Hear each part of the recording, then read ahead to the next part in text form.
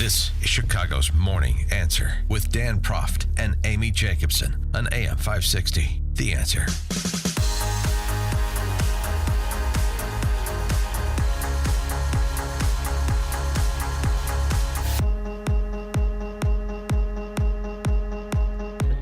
Top of the morning, Dan and Amy. So one of the things that we do on this show that nobody else does is tell you what's happening behind the scenes so that you have a better understanding of why things are the way they are, particularly, generally speaking, but particularly with respect to Illinois politics. And so I want to do that with respect to the tax credit scholarship program, the Invest in Kids tax credit scholarship program that's on the chopping block by the Illinois General Assembly. Is it on the chopping block because the tens of thousands of families that benefit from the scholarship program say, oh, it doesn't work. They turn their scholarships back in, their kids' scholarships back in, and they're sending them to the neighborhood government school? No. No. That's not why it's happening, which should encourage you to think, well, golly, why would all these state legislators and this governor and all the constitutional officers who have also played Pontius Pilate like Jelly Belly has. You have all these families and all these kids benefiting. How do we know? Because the families are sticking with the scholarships and what that provided their kids in terms of educational opportunity. Well, all these families are benefiting. The kids are benefiting. They're in a better place. So what's the problem? Well, the problem is you've run afoul of the new Marxists, particularly those that head up the teachers' unions. And since the teachers' unions are a source of funding and manpower, politicians from Jelly Belly on down don't want to be on the other side of that line, do they? And by the way, that includes a number of Republicans, mostly downstaters, who also have bought into this idea that you have to be aligned with the public sector unions in order to be a Republican in conservative districts. Oh, because we have so many state employees. We have so many public sector union members. Do you? We've actually looked at the numbers. First of all, that's not an excuse to do the wrong thing. That's first and foremost. Secondly, we've actually looked at the numbers. And yeah, they're more pronounced in some downstate districts, but they still represent 11, 12, 13% of the electorate. I'm not saying you have to be openly hostile, but I am saying you have to do the right thing, and you should be able to explain to members of AFSCME or SCIU or even IEA and IFT that I'm going to support the scholarship program because, I know it's going to produce better results for kids because we see this happening around the country, so it's not like a lab experiment. We've got a lot of models that we can look at. Parents seem to like it, which is why there are many more parents who want to get in on the scholarships than there are available scholarships. And in Illinois, since we've got a few years under our belt now, it seems to be working pretty well, and parents seem to be pretty satisfied. That's why I'm going to support it. Is that a difficult argument to make? Apparently it is. Sounds so reasonable and so equitable and so fair. Equitable. Yeah, that's what I thought. Like, is this equitable? I don't think so. And here's the thing about it. Here's the thing about it. In the House, where the action is on this, there are only 40 Republicans out of 118. So the split is 78 to 40. So the Republican caucus is irrelevant. And they don't understand how they became irrelevant, which is why they continue to become increasingly irrelevant. 40 House Republicans. And they can't come together to speak unequivocally and singularly in support of these tax credit scholarships that go to lower income families and families who have a child with a unique ability. Which, by the way, for those not familiar with the more enlightened vernacular, unique ability means that, they have a learning challenge, a physical or intellectual disability. Okay?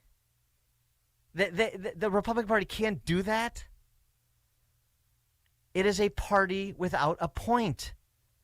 You have nothing except your little offices, and I mean little, your little sinecures, where downstate, oh, that's a big deal because the local network affiliates that are ranked 500th in market size cover you, and because everybody at the pancake house and the coffee shop knows who you are. They should know who you are for reasons that are not redeeming when you can't bring yourself to support scholarships for kids that where you otherwise fall in with the Marxist-run teachers unions to discriminate against kids based on their household income and their address. Oh, well, Dan, you don't understand. In some of these downstate communities, we don't have much in the way of private school choices. Well, fine, so what? How does that argue against providing scholarships for kids or families that want them and that are willing to travel however far they need to travel to get their kid into a particular school that is available?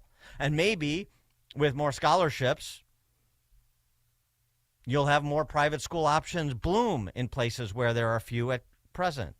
Wouldn't that be a good development? By the way, it's not like the government school systems in most of these hamlets around the state south of I-80 are killing it academically either. We know what the statewide numbers are.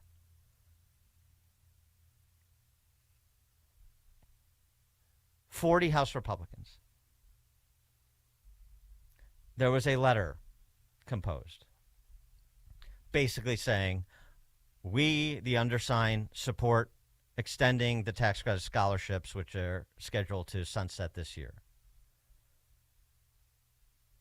32 House Republicans signed the letter, 8 did not. Who are the 8? The 8 start with the House Republican superminority leader, Tony McCombie,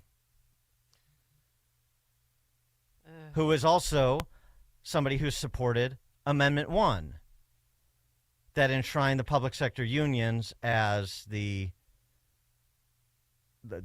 royalty in the state of Illinois last November. Both Republican superminority leader in the House and superminority leader in the Senate, John Curran, supported Amendment 1. They're thrown in with the public sector unions. So I guess it should come as no surprise. But maybe you would want to at least middle the issue a little bit. Maybe you'd have a synapse that went off accidentally and said, well, this seems to be a pretty good opportunity for the Republican Party for us to actually stand for something that is popular, that is effective, that distinguishes us as a party from the other party, and provides some moral high ground when it comes to providing opportunities, particularly for lower income, disproportionately minority families in this state. But no, it's too obvious. McCombie, Kiker, who's out at DeKalb County Way, and then the others are downstaters: Severin, Meyer, Hammond, Dave Severin, Charlie Meyer, Noreen Hammond, who I believe went to Nazareth, ironically. Wayne Rosenthal, Marin, and Ellick. Mike Marin, who's out Danville way. Oh, Danville. Okay. Yeah, Gene Hackmanville. Well, it's, He's from Gene Hackman's no, from I know, Danville. yeah. But I'm saying Danville's very conservative. I mean, they have their own city ordinance about abortion pills, but okay, go on. Mike Marin is in the local newspaper out Danville way talking about his involvement in helping to try to save Schlarman Academy. He reached out to the Diocese of Peoria requesting a dialogue. He had an encouraging phone conversation with some people at the diocese, and he requested a sit-down meeting. Hey, Mike, you know what would help Schlarman Academy? Tax credit scholarships for kids to go there. He won't sign on the letter because he wants it both ways, as most of these hacks do down there. A party without a point. And here's what's going on behind the scenes. And by the way, so this is some additional context. there's a schism between proponents of this tax credit scholarships. People like me who say they are intent. We understand who these people are that are in charge now. They're Marxists. They are teachers union toadies. They are going to kill the scholarship. They're just trying to figure out how to do it in the least politically damaging way. So the play is to announce what we know their intention is and say they are taking the scholarships away and mobilize families to say, you're not taking my kids' scholarships away, and put them on defense to say, yes or no, are you or aren't you? I want to know. I got to know where I'm sending my kid to school in the fall. So I think you're taking my kid's scholarship away, and that's what I'm hearing. So you tell me I'm wrong. You tell me what I'm hearing is wrong. But no, that's too aggressive. So that's an approach I support. And there are others, including the Cardinal, including the Catholic Conference, including Empower Illinois, and Anthony Holter, who runs it, who, by the way, I invited on this show to talk about it. He didn't respond to me. Of course not. Why not? Yeah. Because what is there to say? They have to defend this diplomatic effort that they're making. Hey, we can work with, and we're in heavy negotiations. Oh, really? You're in heavy negotiations with Marxists like Don Harmon and street hustlers like Chris Welch? Yeah. Right. Okay. So there's a difference of opinion on the approach that should be taken. And let me explain something to you to provide just a simple comparison. You know how the left always makes these allegations, you're a white supremacist, and then Republicans, conservatives who don't know any better are on defense. I'm not a white supremacist. They won. I'm not a white supremacist. You think that's an effective response to their endless accusations of racism and misogyny and all the phobias and all the ism. You know what I'm talking about. And here we have the opportunity to jujitsu them, to put them on defense, and legitimately so, because what we understand about their intentions is accurate as opposed to their inaccurate, malicious, knowingly false allegations. And we won't do it. Republicans won't do it. Some won't, including in the school choice movement. They understand nothing about who they're dealing with. And then I'm getting lectured by those within that camp about being a bomb thrower, and you don't understand, you're not in the room, and this and that. Like this is my I just fell off the turnip truck, and this is my first day in Illinois politics. They're going to tell me how this works down in Springfield. They're going to tell me how about all these people that I know since I've been in the trenches for the last 25 years. And that's not even the point, because there are other people that are more recent to this that agree with me as well. So there's a schism. It's not just me. There are many others, but I'm not going to name names and create more internal consternation than already exists. But this is important to understand, because you want to understand why we lose all the time. Is because we have people that are without courage, and so without virtue. If you have no courage, you cannot possess any virtue you say you possess. C.S. Lewis 101. No courage, no virtue. And there are people that have courage to stand and support school choice, but think that the approach to deal with people that are openly hostile to your view is to assume the position of the beggar. Please, this is Cardinal Supich.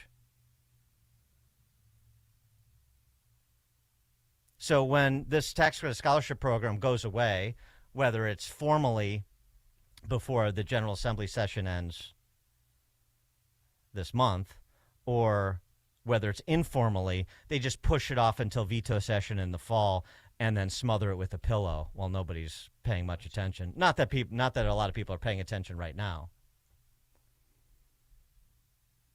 Just remember that we had this talk. And remember who we've chosen year after year, election cycle after election cycle, to lead the Republican Party. Because you can heap all the scorn you want on me. Armadillo skin over here, you may have noticed. So go ahead. You're not going to say anything I haven't heard. Bring your best.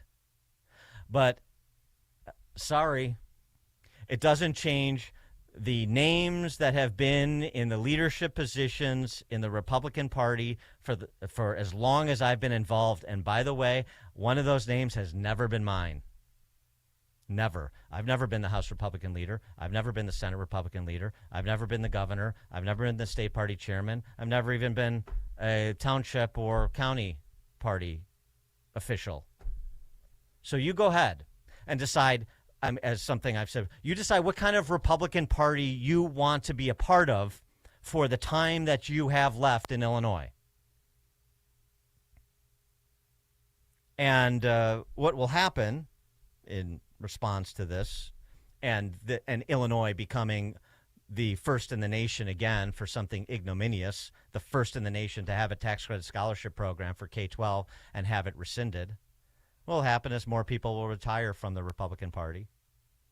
And that number of 40 in the House will go to, I don't know, 36, 34. I mean, eventually they'll come for those couple remaining Republicans in the suburbs. And eventually, even those downstaters who use their cultural conservative credentials to paper over the fact that they're public sector union toadies, eventually they'll come for them too, because why have an impersonator when you can have the authentic thing, if that's what you think the play is? So yeah, super minorities as far as the eye can see. And it'll be a few dozen legislators that have sinecures. I love that. Here's something else that's being bandied about. I just want to share. It's so funny because it also speaks to the rank incompetence here. Oh, we don't want to be public. This Republican legislators say we don't want to be public because if this is seen as Republicans, a Republican idea, or Republicans are going to get credit for it, then they'll kill it. I mean, do you understand how insane and inane that thinking is? How politically inept that thinking is? We want to get beat up in a back alley, is what they're saying.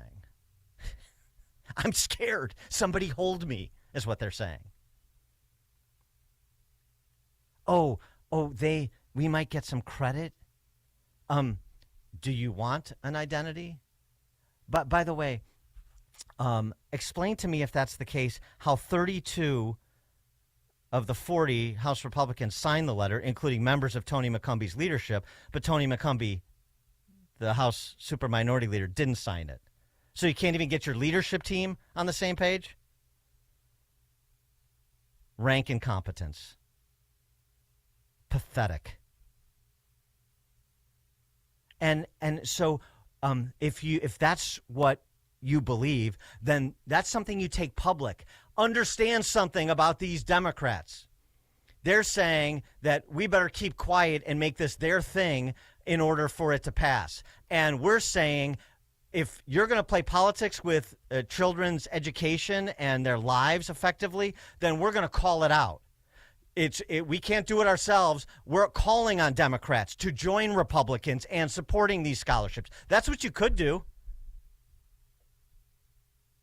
But that would require the ability to, think just linearly. Doesn't require, chess master level thinking. And require just a modicum of courage. But no, that's not the Republican Party. Phil and Darian.